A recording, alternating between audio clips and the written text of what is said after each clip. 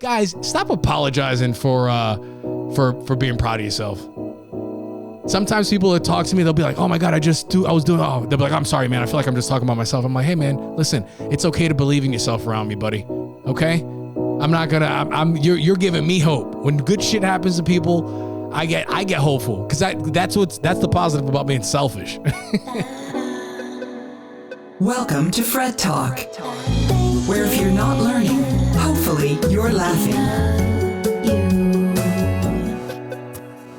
Welcome to FredTalk. I'm your host, Freddie Valoy. Today's episode, we have a very special person. We have Tia Carroll. She'll be changing her name to Tia Shepherd. And in the episode, you kind of get an explanation why. But I think it's actually because she works for the CIA, right? Her name's Tia. She's like, let me change one letter from CIA to TIA. And now this is my name. Tia, I'm on to you. All right. Nah, me and Tia have a really good conversation. She spent some time in foster care. So we talk about that and just kind of her philosophy and worldview and how it was shaped by that, things she learned, things she's doing now. We talk about, we got to talk about relationship stuff here. Talks about post-breakup type stuff and finding yourself and, that whole thing. We've all been there. So it's good to hear, depending on which side of the spectrum you're on, you're going to listen to this and be like, oh shit, I remember that. Or, oh shit, I'm going through that right now. And I'm so glad I'm listening to this. So if you're on the other side and you know somebody going through it, share this episode. Share the episode. All right. All right, buddy. Guys, this support our sponsor, the FredTalk sponsor, Own the Chaos Investing. If you're trying to get your money up, learn more about investing. These guys are great. They have a free stream. I'm actually a guest every Thursday at 3:30 if you want to check that out. But I would actually check out the other episodes where they actually teach you more about investing and shit like that. So ownthechaos.com, and you can sign up for their stock watch list, which is a daily email with the 5 stocks to watch that day. All right. It's not some bullshit coupon for Banana Republic. Okay. These stocks will give you more knowledge on how to get your money up. And can't we all, we could all use a little bit more money. I don't know who's going to disagree with that. All right. Even Jeff Bezos needs a little bit more money somehow. All right, without any further ado, guys, here is Tia Carroll. Bye. So, Tia, what was it like? What was it like growing up in foster care? You did tell me that you were going to start with this question, and I should have been a little more. I should have thought a little bit more. Okay, growing up in foster care. I think I know then, very difficult. It was tough. I think now, greatly appreciated. Why is that?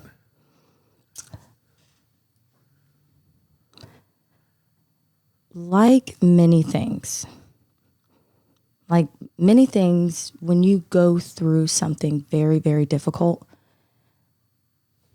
the other side of it is something that you can only feel through actual experience. Yeah. It gives you a will. It gives you, and this is a word that people use all the time with me, and to be transparent, I get tired of hearing it, but it is true. It gives you strength. It makes you a strong person. Yeah. There are very few things in your mind, if anything, that you feel you can't do. A similar feeling comes from if I'm working out and I feel like, okay, I can't do this next rep, and then I do it. And I'm just looking at myself and not that that is compared at all to growing up in foster care, but just getting past something that you don't think that you can get past, or just going through something very difficult, something that you feel like is going to take you, and just getting through it. I vibe with that. Just the idea of making it out of what people would say is a low percentage thing to get out of. But if you can make it on the other side, I do agree, where I feel like when you get into that mindset, nothing can stop you. If you're like, if I can make it through this shit, I can do whatever the hell I want. Absolutely. So in my adult years, so few things are big. So few things are heartbreaking. Not that I don't want to feel heartbreak, because that confirms so many things. And that's another conversation. But there are just so few things that are a big deal that I can't manage. At what point in your life did you have that realization?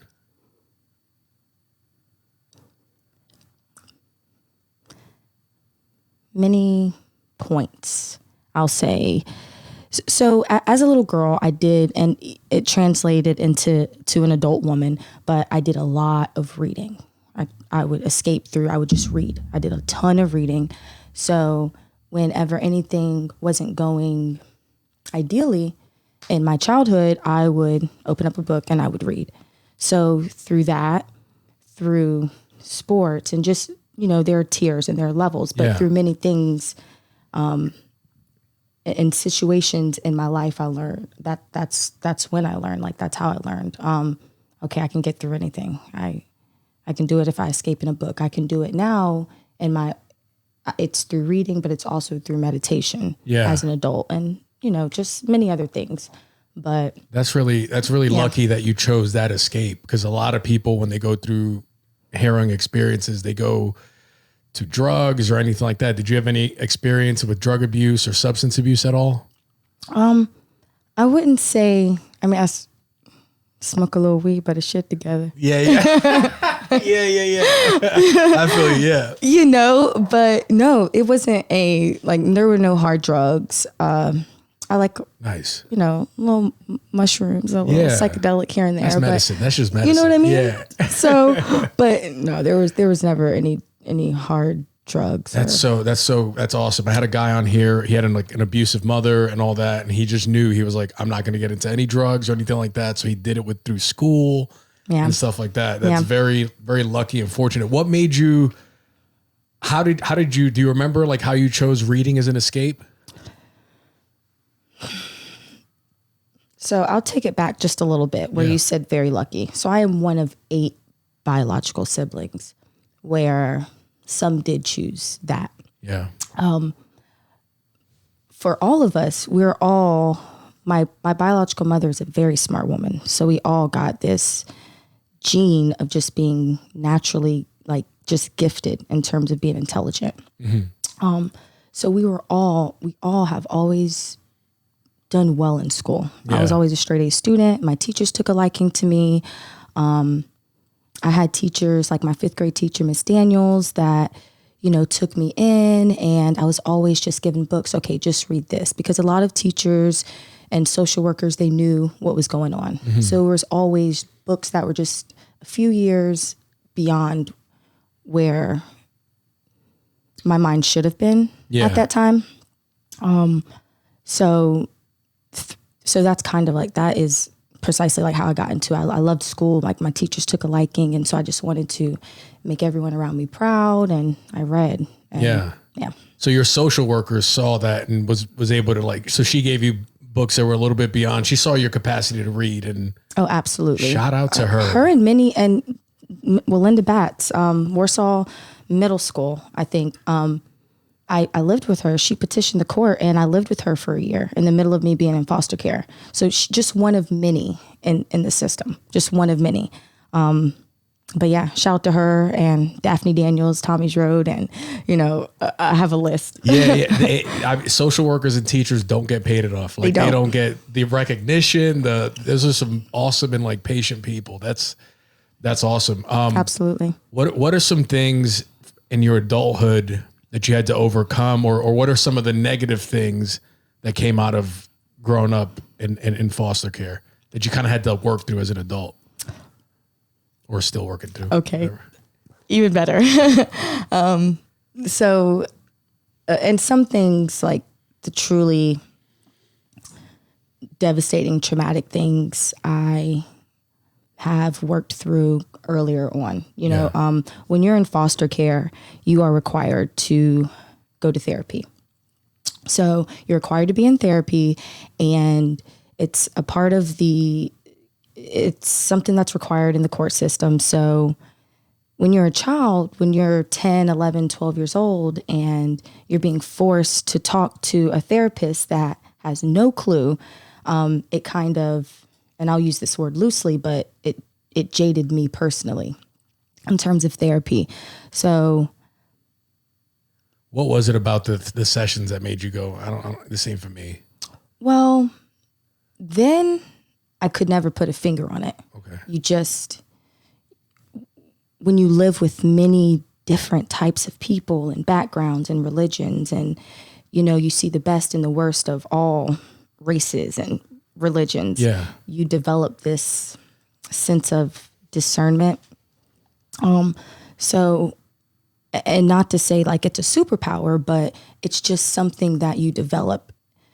And when you're in front of someone and you're alone with them, even as a child, I felt certain things were and weren't right. So, and that could have been completely in my head. It could have completely been trauma. And, but I fast forward into my adulthood, and I've sat in front of a few different therapists, and like anything, like when you know, you know. Yeah. So, yeah. So fast forward now, I enjoy, like, I'm able to choose therapy. I'm able to choose my therapist. And that has been the biggest upside. That has been the biggest help. That has been the biggest answer and key in this continuing journey. How long have you been in therapy now? Since honestly, since I was 8-9 years old, on my own, about 3 or 4 years on and off, Nice. consistently now about a year. Nice. What's so far from when the time you've been able to pick your therapist on your own and all that? What's your biggest takeaway or like breakthrough that you've had? My biggest takeaway is that you have to be ready, and it is okay to ask for help. Or if you're not ready, to ask for help to try to get there. Yeah. That has been my biggest takeaway. And then breakthrough, I think so many things, like managing my emotions, learning things like being angry isn't a bad thing. It's actually a good thing because it helps you understand, and it helps you kind of identify areas that you need to improve or areas that you need work in. So yeah, there's been just managing more so than anything my emotions. Nice. Are you ever like super exhausted after therapy? Because some sessions I'm like, oh, like I didn't, like, sometimes I'll go and be like, I don't even have anything to talk about. Then I come out like, holy shit. Like, you have that? Like All the time. It's crazy. Like, and sometimes like I have to remember, okay, they're not my enemy. They're not my enemy. They're not my enemy. Because you don't realize we're so close to ourselves. We just can't see. But other people are mirrors, and they help us identify things within us that we probably don't want to admit. Mm-hmm. So yeah, very exhausting. Very exhausting. How has growing up in foster care, how do you think it's affected your like romantic relationships? So there have been few. Really, there's just been one. It was a 6-year relationship, and that's a good stretch. Yeah, it was a good stretch. So I think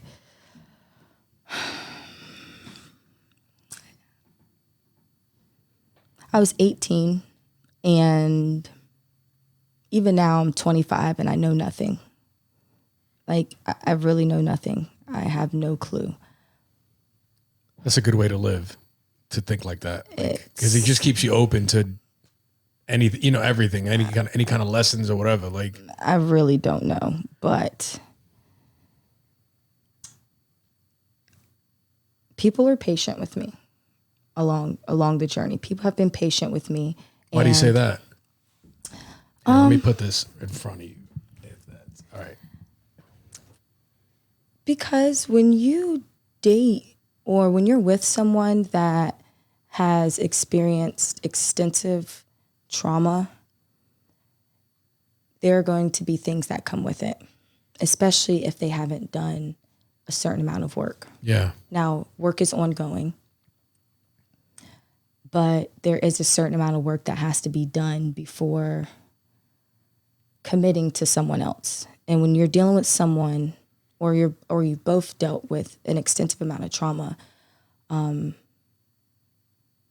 it's just important to be patient and to understand there's going to be a lot to come with it. So while I was learning myself, I was in a relationship that I had no business being in because I did not know myself. Or not necessarily didn't know myself. I knew myself, but I just had a lot of work to do within myself. And he was patient, and he's a great guy, and he was patient along the way. And I just know now I've learned so much from that time spent that I understand now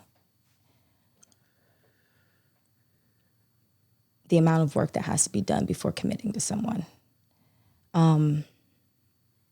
What's the work that you've been doing from in the context of like relationships that you have been working on or have worked on? Attachment. There was a lot of attachment. What's your attachment style?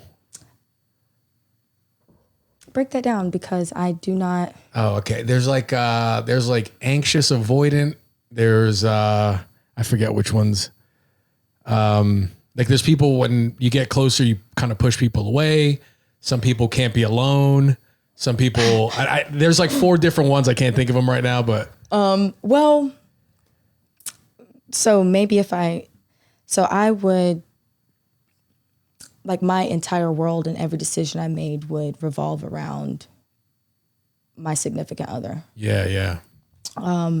And I would always want to be around them. I'd always want to be clinging. And my, anybody that I've talked to in the past, any professionals that I've talked to haven't broken down a specific style, so to say. But there has been, it's been talked about that there are attachment. Yeah. Like there was some attachment, but now like I'm in a very different like mindset. This is 18, 19, 20-year-old Tia. Yeah.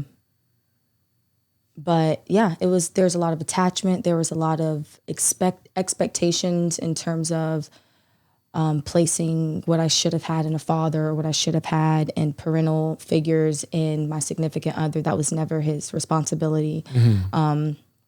So just work in those areas. How are you single now? I'm single, yes. For how long have you been single for? Since it's been almost 2 years, That's year and a half. That congratulations on that.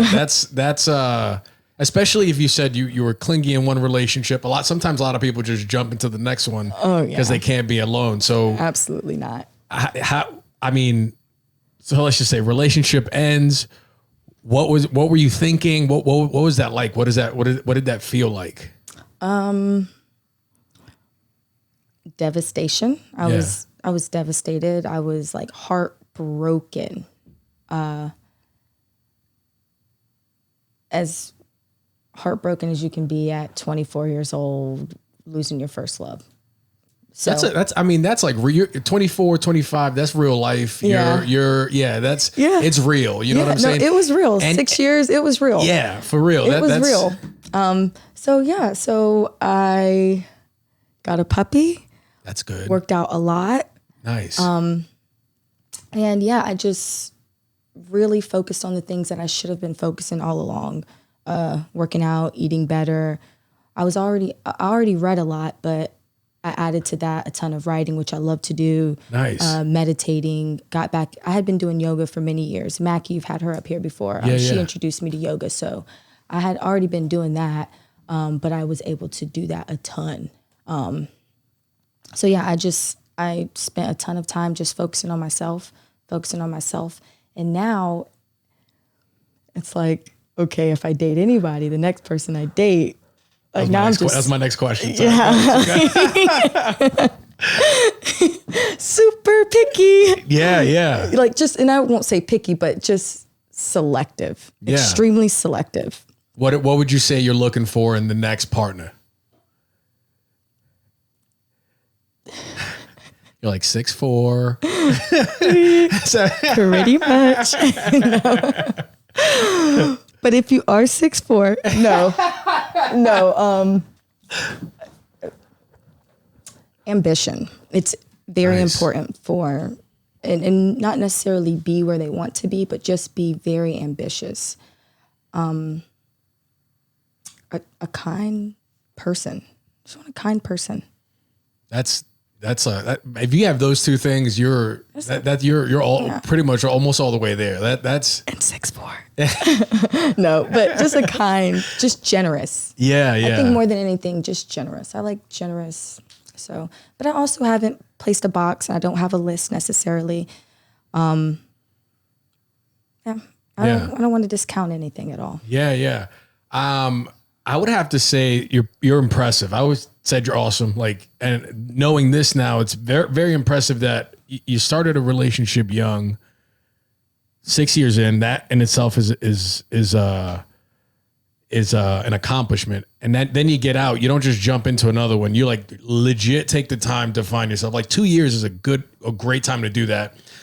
You coped with it in the healthiest way possible, got a puppy, worked out, ate right, meditation, yoga. Like, I mean, I feel like now you know, for the next one, you'll be ready to know what you want. Like that's awesome. That's, I know what I don't want. I'll say that. I know what I don't want. What don't you want? So, and this is no reflection of anything that I've dealt with in the past. But I don't want someone that's quick to anger. Mm-hmm. I don't want someone that isn't spiritually in tune with himself. Does that mean religious? Absolutely not. But just spiritually in tune. Mm-hmm. What does that mean? What does that mean to you? Like, how can you tell, oh, this guy's spiritually in tune? What is he doing that makes you go, oh, shit, this guy? So a big thing is not hiding from the bad, the negative, the dark parts, like actually doing work on all of these parts. Yeah. And acknowledging. So, yeah. Yeah. Taking accountability, things like that. Accountability, acknowledging. Yeah.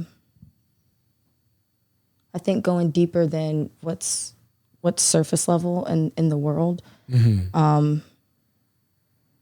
Wanting to, and not necessarily looking for answers, but just wanting to seek outside of what they know to be true, what they've always been told. Yeah. So I think that's important. Always being curious. Curiosity, ambition. Yeah, this is a good list. What do you think about the most? And this is a very vague question. So, first thing that pops ahead is usually the answer, but like, what do you think about the most, like on a day-to-day basis? If I am doing enough, like with my talents, with everything I've been given, with the favor, the love, the blessings, like if I'm doing enough. Do you feel like you're doing enough? Some days. Yeah. Some days. I think most days I feel like if I just show up as my best self, I'm doing what I'm supposed to be doing. Yeah. But what is I'm human.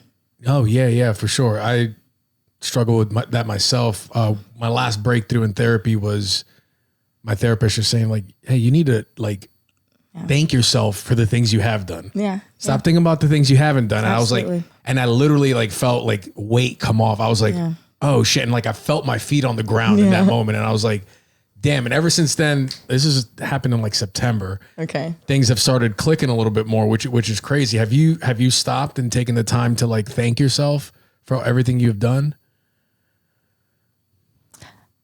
So thanking myself is synonymous with just being grateful. Yeah. So every day. Nice. Every day, every opportunity I get. Nice.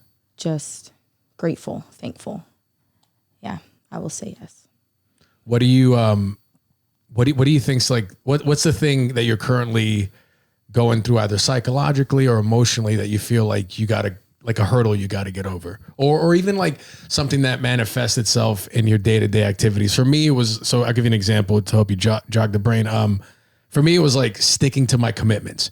I would overbook, not because I wanted to please people, but just because I legitimately wanted to do things, and I never put it in my calendar. So I would have to cancel on people or reschedule because I overbook, shit like that. And now I'm doing that a lot less and I feel better about it. But like, what's your thing in that sense that you're like, I gotta stop doing this shit. Like, this isn't my best self. So this is what I'm currently talking through, and working through. The impulse to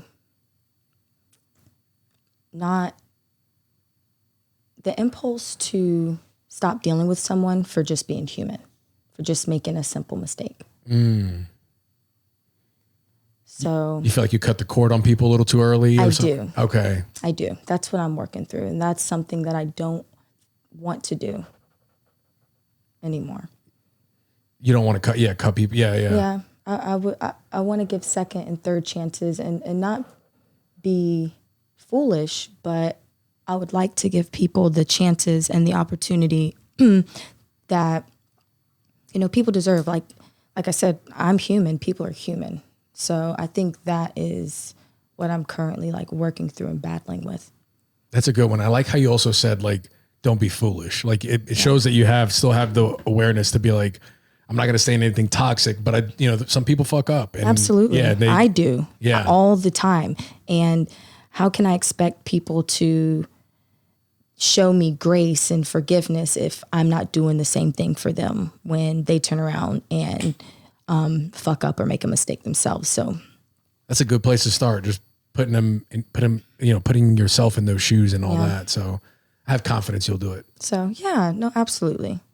I hear a lot that right now the dating scene or whatever, it's rough out there. What's your perspective, even if you don't have necessarily experience, dating around or whatever, but what's your perspective on, our generation or whatever in this dating, in the dating world? Like when you're single and you're pursuing someone and all that, what's your perspective on it all?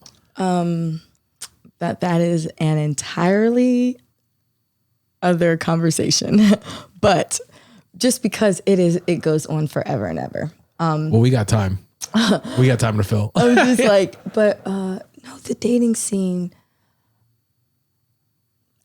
For one, I'm a bartender in Raleigh, so I see. Oh, you see the worst parts of people. Yeah, it's already. Yeah, that's like cops. Like cops see people at their worst moments. So you get, so that already makes it really tough for when now I see one guy coming with, he's been here 4 days this week with 4 different women. And I love this guy. I respect him. And if I didn't know this about him, Yeah. But it's just the reality of what I see every day. So it just makes me a little weary. Mm-hmm. In terms of the scene in general. But also, I'm not someone that is like looking to date, or I'm like, if it finds me, I am ready, make no mistake.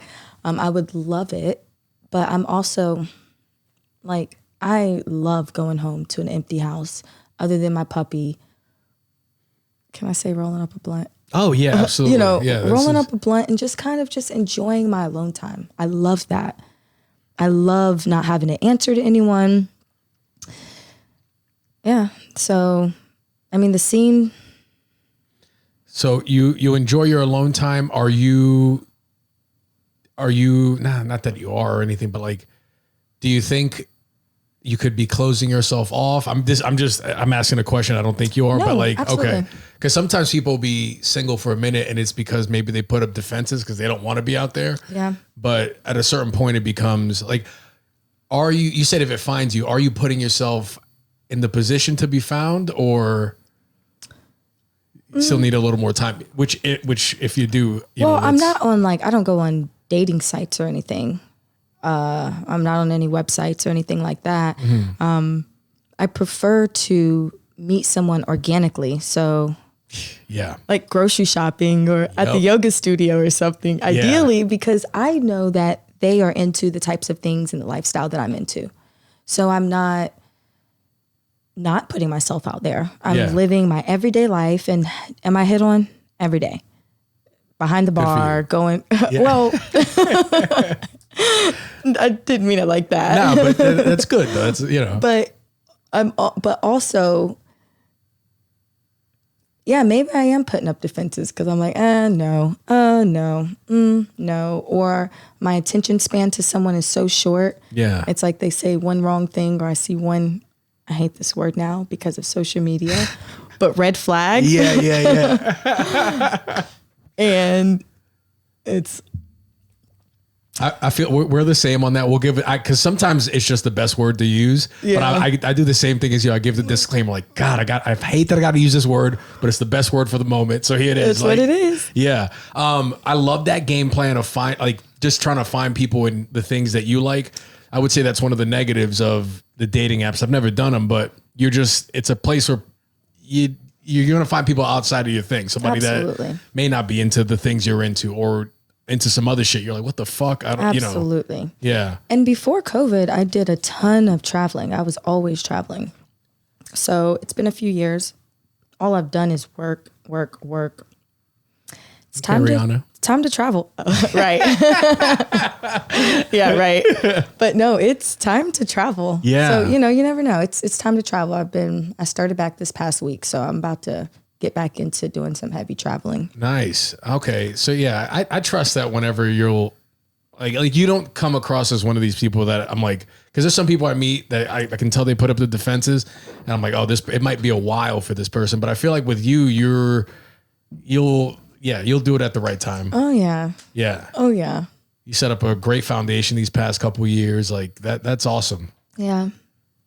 I'm in a good space. I'm in a very good space. Nice. What, when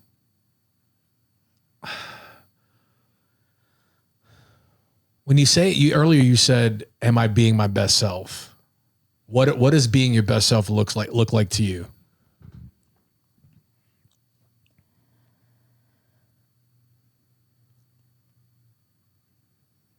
Best self.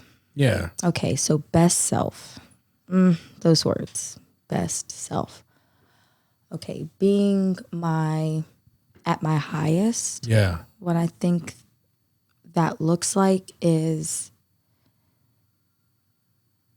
and I've used quite a few biblical terms. I'll be clear, I'm not religious by any measure. It's okay. If the idea works, it works. But this is a word. So being a vessel to people so being my highest self, I think often of, okay, I've gone through these things in life and I still do. And how can I show up and just be a voice and be a vessel for people that are me 10, 15 years ago? And that doesn't necessarily mean in foster care, but just struggling, just doesn't have anyone to speak up or talk or advocate for them. Yeah. So that is a constant, my mind is constantly going over, okay, how can I? But I'm also battling with, I love being private. I love being reserved. But what I want to do requires me to be neither of those things. Yeah. So that is the battle of being my highest and best self. Am I doing enough? Can I be doing more? Can I be talking more? Can I be louder? In terms of not necessarily higher octave, but further reach. Yeah. Yeah. So, and we had talked a few months ago and you were wanting to kind of do, this sounds like it's in line with what you had mentioned to me, where you wanted to kind of, put yourself out there. Absolutely. Via social media and all that. So, and it's an interesting position that you're in where you want to do this, but also you're like having to overcome your natural tendency to be private. Like, where are you at in that process? Where are you at in that process? So Still in limbo. I have still very much in limbo, but also I told you earlier, my philosophy or my aphorism for this quarter and going forward is do it scared. So a lot of things I'm just going to be doing it. There's a lot of things I do already that I don't talk about, I don't show, because of how I value privacy and because I feel like doing it privately gives it a higher value. That's not true. That's just me telling myself that. So still in limbo, but also doing things like speaking to you. There are few people that know my story or things I've been through, and I haven't even dived into really my story. But just doing things like this, speaking, What is your story? Oh, that is not what I was. Okay. That's not what that was. All right, maybe one day. So, all right. Well, I'm going to put you in a situation here. All right. Let's see, how would you get there? Maybe a mushroom trip or a dream, or some spiritual being comes and talks to you and shows you the future on what would happen if you put your story out there, your background and all that. And it shows you, he walks you on a beach and shows you all the young girls. It's like thousands of young girls that you helped grow into, honorable women and all that. And this could be all yours if you just, you got to get over the privacy thing, and you need to put your story out there and find a way, because you know how to tell stories. You got to do this. You wake up from this, this vision. What's your next step after that? And this is like a real, you feel like, oh shit, this is like. Absolutely. Yeah.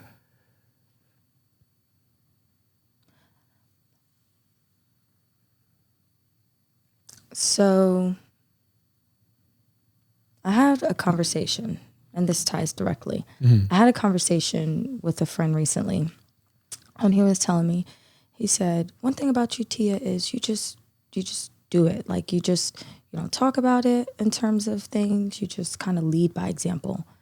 When the whole Black Lives Matter thing was a thing and people were shopping black, I had already been doing that for years. I'd already been, on Fridays, that's what I do. I'd, spend money on black. That was already something that I had done. Yeah. And he always said, like, the people around you, you lead by example. Yeah. You just do, and you are, and whatever you say is what you live by. And not, again, imperfect human, but what's next is just to continue to live by example, to just do. Yeah. To continue to be my highest, my best self, to speak truth. So I think that would be the next step when I have all of these women or these young girls in front of me. There's nothing more that they would want or they would need than truth, than honesty, than someone leading by example. Yeah. And I think with your story, I think people, if you don't want to get into detail, that's fine. But people can assume or whatever, if you made it out of foster care and you've grown into this person that you are today, that there's inspiration behind that. I think that there's, like you talk about leading by example, but I think you're in a good position. So whenever you are ready to do that, absolutely. Yeah, absolutely. I'll totally. Yeah, that's going to be something awesome to watch. Yeah. No, absolutely. So in real life, no spiritual apparitions or anything like that. What's the future look like for you? Like what does the next 18 months look like for you? What do you think? So the next 18 months, I have said this to a few people, a few people know, but 2022, I'm going to move out of Raleigh. Where are you moving to? Texas. Oh, nice. Which city? Yeah, Houston. Nice. So I'm going to move to Houston. What made you want to go there? one of the old company that I used to work for. Going to be doing some work for them. Nice. So they're going to relocate me there, and it's a 6-month project. So the plan is to, when I'm out there, I'll work, but to just set some roots in that 6 months, which is pretty easy. The industry that I'm in, the restaurant industry, I bartend at night, so I'll do some, I'll find something that I enjoy there in that industry and just set some roots there. Nice. Yeah. What made you feel like it was time to get up and go? Because this city does feel a little transitional. Like people are here for a little bit, then they move on to somewhere else. Well, so I already have felt like I've been here too long. So this is the longest I've lived anywhere. And it's been almost 6 years, 7 years. It's just the longest I've lived anywhere. And I've already felt it's been time to move on. Yeah. And then Raleigh, I've also learned Raleigh is I love Raleigh. I love all of the relationships, and I love Raleigh so very much. But there's just something else I'm looking for culturally, artistically, that Raleigh is developing into, but isn't quite there.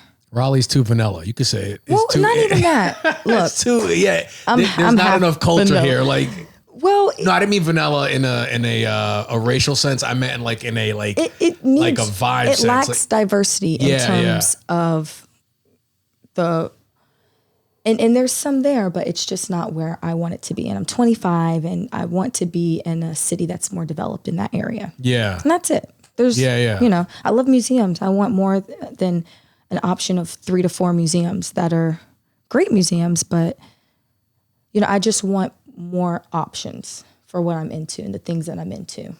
Yeah. I'm in the restaurant industry where, that's an industry that I love, and I do plan on staying in some sort of capacity.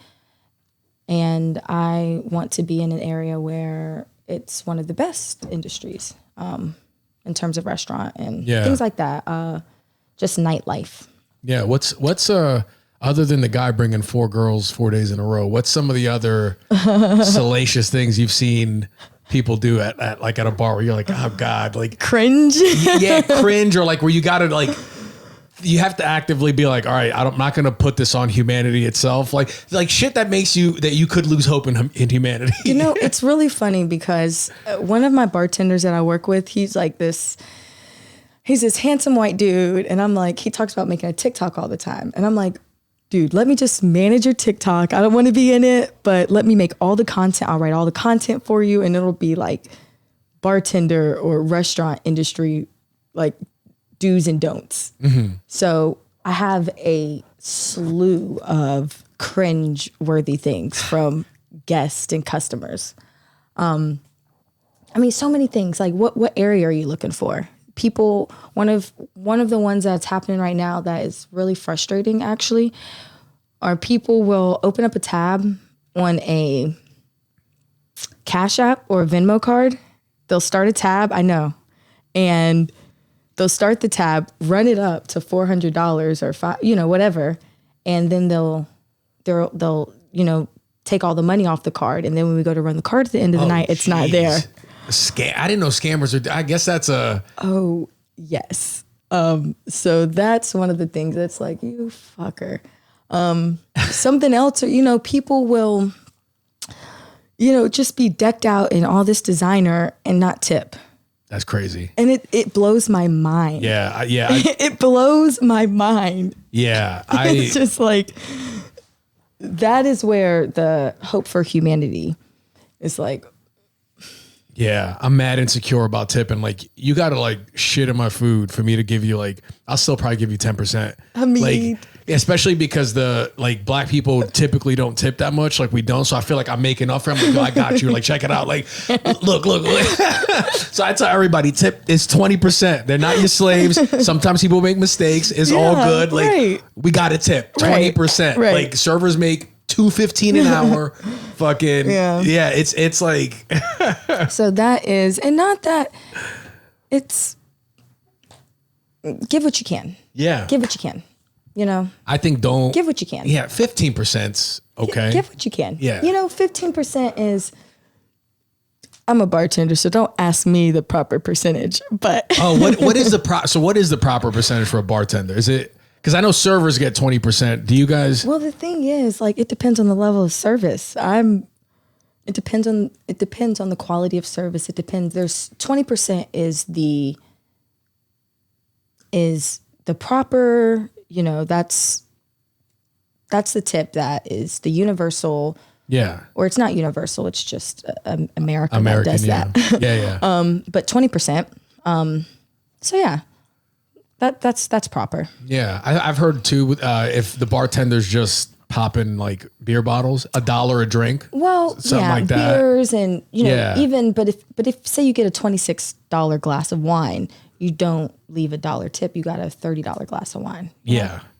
Yeah. See, so it just depends on the quality but if I'm popping $1, there's no. Yeah. Let's just tell people 20%. Yeah, just 20%. This is like, if you learn anything from this podcast, 20%. It's 20. Yeah. Tip 20%, you fucking heathens.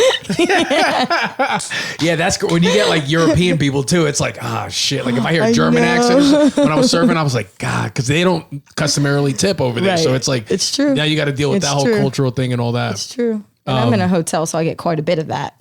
Oh, yeah. But it's okay. They're great. They've actually come a long way. Okay, good. They've come a long way. That's good. All right. So to close out, if there's someone listening to this that's been through either foster care or, crazy traumatic childhood, what would you say to them listening out there?